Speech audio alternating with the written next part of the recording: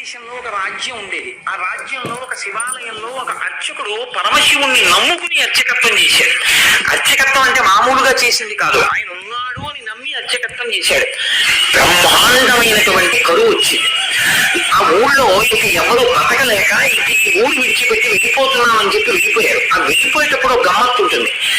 చాలా తేలికైనవి, అమ్ముకుంటే అన్నం దొరికి ఏముంటాయో పట్టుకెడతారు, బరువు అయినవి వదిలిపెట్టేస్తారు. మళ్ళీ మంచి రోజులు వస్తే మనం వచ్చేటప్పటికి ఉంటాయి. ఇక మంచి రోజులు రాకపోతే ఈ ఊరికి మనకి బాంధవ్యం తీరిపోయిందని వెళ్ళిపోతారు. వాళ్ళు వెళ్ళేటప్పుడు ఆవుల్ని గేదెల్ని తీసుకెళ్లారు. ఎందుకు తీసుకెళ్లారో తెలుసా అండి? తమ కడుపు నిండడానికే మార్గం లేదు, ఇంకా వాటిని ఏం నేర్పుతారు. కాబట్టి కరువు వచ్చినప్పుడు ఆవుల్ని గేదెల్ని ఇంకా పోషించలేక ముందు నీరు పోయలేదు, కాబట్టి వాటిని వదిలిపెట్టేసి వెళ్ళిపోతారు. అలా వెళ్ళిపోయారు ఆ ఊళ్ళో వాళ్ళందరూ. ఈ శివాలయంలో అర్చకుడు అన్నారు, నువ్వు కూడా వచ్చేసి మాతో అన్నారు. అంటే ఆయన అన్నాడు, నేను వెళ్ళిపోతే శివుడికి అన్నం ఎవరు పెడతారు అన్నాడు. ఇది భక్తి. అందరూ వదిలిపెట్టేశారు ఊరు. ఈయన వదిలిపెట్టేయచ్చు, కానీ ఈయన బతకాలని కాదు, ఆ ఊళ్ళో శివుడు బతకాలి. అందరినీ బతికించేవాడు అందరినీ ఊరి నుంచి పంపించేస్తున్నాడు. వాడికి ధైర్యమైనప్పుడు నేను ఎందుకుంటానన్నాడు. ఆయన అలా అనలేదు, వాడికి నేను అన్నం పెట్టాలన్నాడు. ఇది భక్తి అని ఉండిపోయాడు. అందరూ వెళ్ళిపోయారు. ఈయన ఊరు మొత్తం మీద ఒక్కడే ఉండడం అంటే మీరు ఆలోచించండి ఎలా ఉంటుందో. ఇప్పుడు పక్కింటికి జరుగుదా అంటే కూడా ఎవరు లేడు, మాట్లాడడానికి కూడా ఎవరు ఉండడు. ఎవరున్నారు? శివుడే ఉన్నాడంటే నమ్ముకున్నవాడు. ఆయనకి చెప్తున్నాడు, అందరూ వెళ్ళిపోయారయ్యా, నేను ఒక్కడే ఉన్నాను, నీకోసమే ఉన్నాను. నేను వెళ్ళిపోతే నీకు ఇంత ముద్దెట్టేవాడు లేడు, ఇంత ముద్దెరనామని ఉన్నాను. నాకు దొరికితే నీకు సగం పెడతాను, నాకు దొరకడం మానేసింది అనుకో, ఇద్దరం వస్తున్నాం అని చెప్పాడు. శివుడి మనసు కదిలిపోయింది. భక్తి ఇదండి భక్తి అంటే.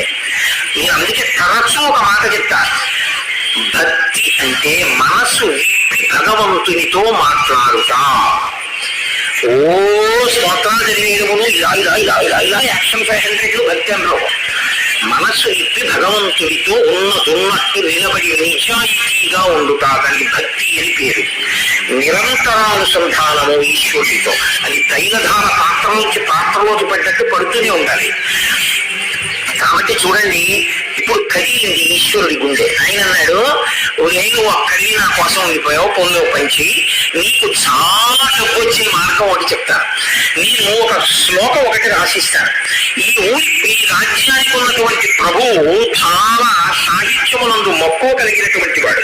కాబట్టి ఆయన నువ్వు పట్టుకెళ్ళి ఈ శ్లోకం చెప్తే చాలా సంతోషించి నీకు కానుకలు ఇస్తాడు. నువ్వు ఆ కానుకలు తెచ్చుకుని దానితో నువ్వు బతుకు, నాకు నైవేద్యం పెట్టు అన్నాడు. అంటే అలాగే అంగీకరించి ఆ గుడిలో ఉండేటటువంటి అర్చకుడు ప్రభువు దగ్గరికి వెళ్ళాడు. వెళ్ళి పరమశివుడు రాసిచ్చినటువంటి పత్రాన్ని తీసి ఆ పద్యాన్ని చదివాడు. సింధుర రాజగమనార్థమిల్ల బంధంబు సహజ సుగంధంబు.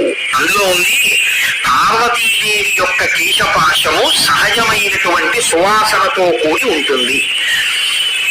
సింధురరాజగమనాథమ్మిల్ల బంధము సహజ సుగంధము. సింధురరాజగమన అంటే ఏనుగు ఎలా నడుస్తుందో అటువంటి ఏనుగు యొక్క నడక వంటి అందమైన నడక కలిగినటువంటి పార్వతీదేవి యొక్క కేశపాశము సహజమైన సుగంధము కలిగినది. ఆ రాజు యొక్క ఆస్థానంలో ఆస్థానకుడు పైన ఉండేవాడు నక్కీరుడు అని చెప్పారు. ఆ నక్కీరుడు అక్కడ కూర్చుని ఉండగా ఈయన వెళ్ళి ఆ పద్యం చదివాడు. చదివితే ప్రభువు సంతోషించబోయాడు. నక్కీయుడు లేచి అన్నాడు, తప్పికి చెప్పరాదు.